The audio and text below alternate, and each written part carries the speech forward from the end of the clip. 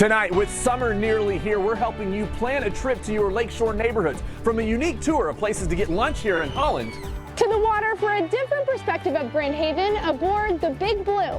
It's just nice to be out here on the water, and this is a perfect vessel for doing that. And we're up north in Muskegon, where there are all kinds of options for dinner, and it's all in one place. Let's dig in. From the station with the most local news in our West Michigan, Fox 17 News at 11 starts right now. Thank you so much for joining us. I'm Josh Berry. We're out on the Muskegon Lakeshore, bringing you ways to explore your communities and neighborhoods this summer. We all want to hit the beach and dip our toes in Lake Michigan, and we'll get to some of those options in a few. But first, if you're headed to Grand Rapids for a night out or a concert, the city is now considering ways to make parking a lot easier. Our Matt Witkos explains. It's time to go enjoy a night out. A lot of us go down to downtown Grand Rapids, whether it's for food or for some fun. The problem can be finding parking. Maybe not during the week though. But come time any weekend during the summer, people know it's not easy to find a spot. The city of Grand Rapids is looking to try to find some relief. The streets are obviously way more packed on the weekends with parking being free. A lot of the traffic in downtown areas, not just downtown Grand Rapids, but across a lot of North America, is people looking for parking. Big events mean big backups in downtown GR. These are trips of people circling the block, trying to wait for an on-street space to open up, or a ramp that might be full. Soon a couple more big event spaces are coming. Lakeshore Amphitheater in the Amway Soccer Stadium. That is one of the impetuses for starting this project. City of Grand Rapids data shows downtown has 49,000 spots. 200 different agencies handle parking. Corewell Health has the most potential openings with almost 9,000. The city around 4,800. Typically the most available spaces are within a half-mile walk of any major event venue. Our parking investment strategy is designed to help us respond to some of the changes that are occurring in our downtown. Please insert your parking ticket. The city is already looking for solutions. One is working with ongoing opportunities like the free Dash shuttle system. It will be important to market those services as well as market the available capacity that we have in our system as well. Another is technology to show available parking. One particular technology vendor, Modi, that we're looking at, that will allow an app that shows how much capacity is available in every single ramp, so you can tell, oh, there's 200 spaces available.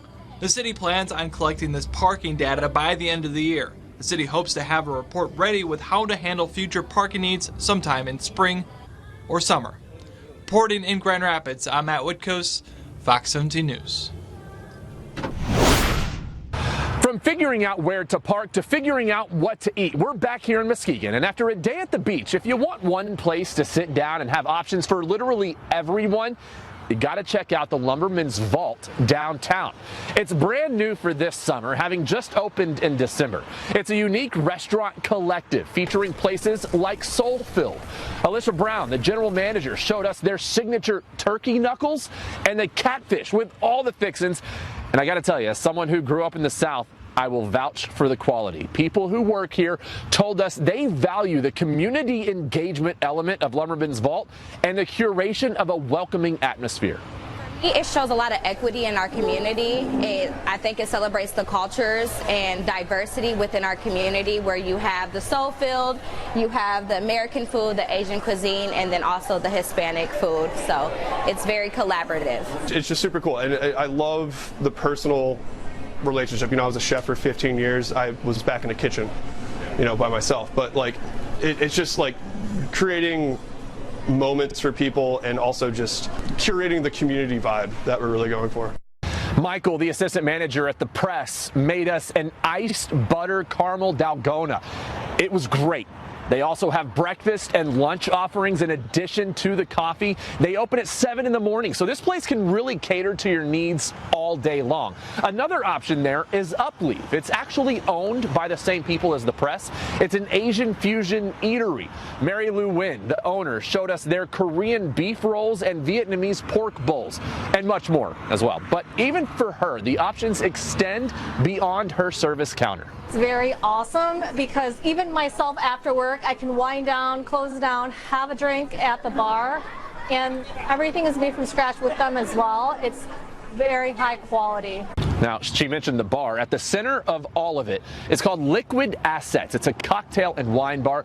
The centerpiece is an original bank vault door, as this all occupies a former bank in the Core Plaza. Moving south, we head down the lakeshore from Muskegon to Grand Haven. Our Olivia Tuma was out on the water with a unique way to experience what this part of West Michigan has to offer. A summer hotspot you don't want to miss. I'm aboard the Big Blue in Grand Haven, boating the Big Lake. And I've got my big life jacket on as we're ready to set sail. It's boating season and the Big Blue is booming. This boat has always been a kind of a Lake Michigan boat. We're enjoying a nice little cruise out here on Lake Michigan today. This summer, the Big Blue is making its debut. There was a lot of blood, sweat, and tears to get here. Captain Eric Peterson is the fourth owner of this boat, which first launched in 1947. How many hours do you think you put into the Big Blue? Oh, geez. Hours of labor, I've got hundreds of hours of labor into this thing. Is it worth it? Oh, yeah. It's looking good. It's getting better. And as any boat owner to tell you, you're never done. But so far, you could say it's going swimmingly. I always thought the town really kind of needed to have a tour program because the town looks so good from the water. The Big Blue is docked in the south channel of the Grand Haven River. We're parked right at Chinook Pier, right next door to the charter fishermen. It carries up to 55 people. You can bring your own snacks and beverages, and on occasion, there's live music. As for your route, we can take you out into Lake Michigan and enjoy sunsets and the beaches out there. We can go up the Grand River and look at the marsh areas, or we can go into Spring Lake and just kind of tool around the lake there. So Captain Eric says this summer, bring yourself over to the Big Blue. It's just nice to be out here on the water, and this is a perfect vessel for doing that. You can board the Big Blue for $35 a head for a 2-hour cruise, and additional details are up on our website. For now, aboard the Big Blue in Grand Haven, Olivia Yatuma, Fox 17 News. Once again, we head further south. Holland is, of course, known around the world for its tulips and Dutch heritage. But what if you go and can't decide on what to have for lunch? How about a walking tour that features 6 different places? And no, it's not all Dutch. I love my heritage, and I love all that the Dutch people have brought to the world. But let me just say that food isn't necessarily their specialty. We do have a few Dutch tastings on the tour because it's Holland. But most of them are just food from Holland, Michigan that you couldn't find elsewhere. So. We visited with Linda Kaiser, the owner and operator of Holland Tasting Tours. It's a 3-hour experience featuring, of course, the food, but also history, art, and architecture.